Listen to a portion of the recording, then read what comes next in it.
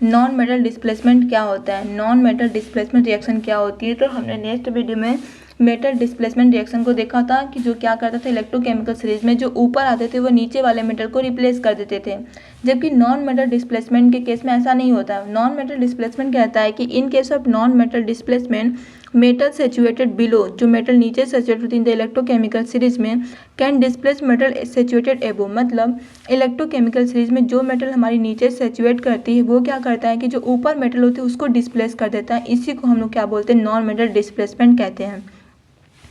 Non metal displacement कहता है कि इलेक्ट्रोकेमिकल सीरीज में जो मेटल क्या होती है इलेक्ट्रोकेमिकल सीरीज में नीचे होती है वह ऊपर वाले मेटल को डिस्प्लेस कर देती है या रिप्लेस कर देती हैं।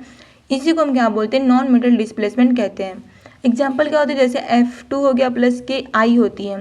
देखो जो K होता है वो अपर होता है इलेक्ट्रोकेमिकल सीरीज में, जबकि जो F होती है वो बिलो होता है इलेक्ट्रोकेमिकल सीरीज में।